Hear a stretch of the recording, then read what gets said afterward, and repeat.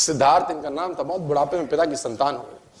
तो जब बहुत बुढ़ापे में संतान हुए तो पिता को इसका जब राजसूय यज्ञ किया गया, जिसमें नामकरण संस्कार होता है बेसिकली, और नामकरण संस्कार में अलग अलग देशों से, अलग अलग शहरों से लोगों को बुलाया गया। बुद्ध का नामकरण संस्कार हो रहा है, सिद्धार्थ है जब, अभी बुद्ध नहीं हुए हैं, अभी लड़का ही है खाली, और बहुत सालों के बाद बुढ़ापे में हुआ है। तो बड़े बड़े ज्योतिषियों ने सिद्धार्थ का हाथ देखा। 12 साल का एक लड़का जिसका नाम था कुदन्ना, छोटा ज्योतिषी, उसने भी इस बुद्ध का हाथ देखा, छोटे से बच्चे का।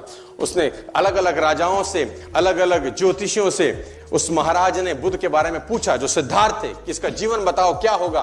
90% लोगों ने बोला सन्यास ले लेगा, 10% लोगों ने बोला राजा बन जाएगा।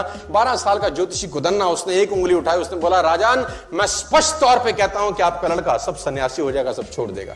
राजा को बड़ी ठेस पहुंची, बड़ा क्रोध आया मन में कि बुढ़ापे में एक लड़का हुआ, अगर ये सन्यासी हो जाएगा तो मेरा राजपाट कौन देखेगा, है ना। आदमी सन्यासी चाहता तो है, लेकिन अपने घर में नहीं, पड़ोसी के घर में चाहता है। भगत सिंह हो पड़ोसी घर में, हमारे घर में नहीं होना चाहिए। तो बुद्ध ने बोला इसका, राजा ने बोला इसका उपाय क्या है। उपाय बड़ा सरल है, इसको भ्रम में रखो जीवन भर, क्योंकि जिस दिन इसको दुख का एहसास हुआ, इसके मन में पीड़ा हुई, ये सन्यास की तरफ चला जाएगा। राजा ने बोला क्या करूं। बोला षड्यंत्र करो, प्रपंच रचो। कैसे। बोला जिस महल में रहता है, गर्मी है तो सर्दी एहसास ना हो, सर्दी में गर्मी का एहसास ना हो, इसको शराब पिलाओ, लड़कियों से घेरे रखो, इसके इर्द गिर्द झूठा संसार रखो, इसको पता नहीं चलना चाहिए कि दुख नाम की कोई चीज होती भी है। बूढ़े व्यक्ति को इससे दूर रखो, मृतशैया को इससे दूर रखो, सूखा पत्ता इसके बाग में दिखना नहीं चाहिए, क्योंकि ये चीजें इसको आकर्षित करेंगी संन्यास लेने की तरफ। राजा ने प्रपंच किए। और मैं बताना चाहूंगा आपको, मैंने इतिहास पढ़ा है कि अलग अलग ऋतुओं के लिए सिद्धार्थ के लिए अलग अलग घर बनाए गए। सर्दी के लिए अलग घर, गर्मी के लिए अलग, बरसात के लिए अलग। और बाग में उसके 24 घंटे 12 के 12 महीने उसके जो बगीचे में जो उसके जो माली थे, वो 12 के 12 महीने बागवानी करते थे। पीला पत्ता उसमें अलाउड नहीं था, क्योंकि पीले पत्ते को देखकर सन्यास जाग सकता है।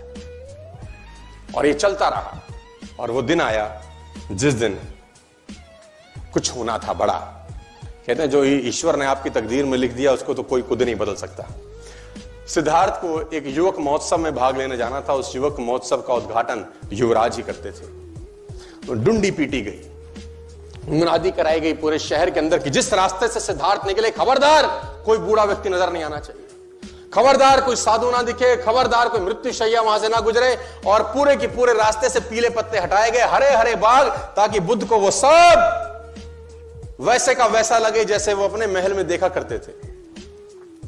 और वो महल से बाहर निकले, जो सारथी था वो सारथी बुद्ध को लेके निकला, सिद्धार्थ को लेके निकला।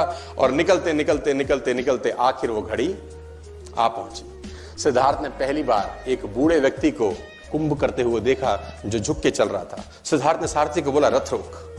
सारथी ने बोला महाराज क्या हुआ। बोले ये झुक के क्यों चलता है, क्या तकलीफ होगी इसको, क्योंकि पहली बार उसने बुढ़ापा देखा। सिद्धार्थ ने आज तक तो सब हष्ट पुष्ट लड़के लोग देखे थे। सिद्धार्थ ने बोला ये झुक के क्यों चल रहा है। सारथी बोला महाराज मुझे आज्ञा नहीं है कि मैं संदर्भ में आपसे एक शब्द भी कहूं। सिद्धार्थ ने बोला मैं आज्ञा देता हूं, तेरी गर्दन उड़ा दी जाएगी, तो तुरंत बता ये झुक के क्यों चल रहा है। सारथी ने बोला महाराज ये बूढ़ा हो गया है, ये बुढ़ापा है।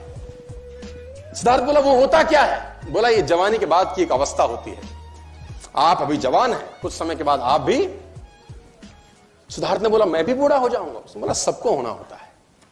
रथ आगे बढ़ा और सिद्धार्थ ने फाइनली एक मृत्यु शैया देखी। कुछ लोग एक बॉडी को ले जा रहे थे। सिद्धार्थ ने बोला रथ रोक, इस आदमी को बांध के क्यों ले जा रहे हैं, इसको क्या हो गया है। तो उसने बोला महाराज ये मर चुका है। बोला ये क्या होता है। बोला ये बुढ़ापे के बाद की अवस्था है। बोला एक दिन क्या मैं भी मर जाऊंगा। सारथी ने बोला जो आया है सो जाएगा, राजा रंक फकीर, जो आएगा वो जाएगा। रथ आगे गुजरा तो सिद्धार्थ ने फाइनली वो लास्ट में वो देखा जो उसको देखने के लिए मनाही थी। सिद्धार्थ ने अपनी आंखों से एक सन्यासी को गेरुए वस्त्र धारण किए चलते देखा। तो सिद्धार्थ ने सारथी से बोला इसने इस रंग के कपड़े क्यों पहने हैं। अब तक तो सिद्धार्थ ने वो राजसी ठाट बाट देखे थे, ये गेरुए वस्त्र में आदमी कहां जा रहा है और ये कौन है। उसने बोला महाराज ये सन्यासी है, इसने सब छोड़ दिया क्योंकि जिंदगी में दुख है, तकलीफ है, क्लेश है। सिद्धार्थ ने बोला रथ रोक, लौटा ले। कहते हैं कि सिद्धार्थ उस युवक महोत्सव में भाग लेने नहीं गए और आधे रास्ते से ही लौट के वापस आ गए और उसी रात सिद्धार्थ ने गृह त्याग कर दिया। उसी रात को वो सब छोड़ के चले गए। एक चीज बदली सिद्धार्थ के जीवन में, और वो था 12 बरस के बाद लौटे, बुद्ध होके लौटे। तेज उनके चेहरे पे था।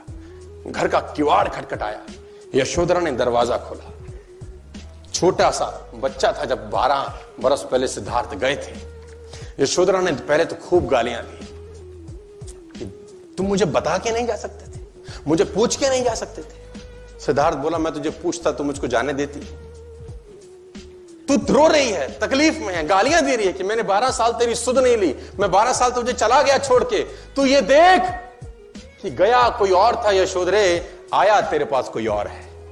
जो गया था वो लौटा नहीं है, लौटा कोई और है। मैं आपको बताना चाहूंगा सर, एक चीज बदलने से आपकी पूरी जिंदगी में भूचाल आ सकता है।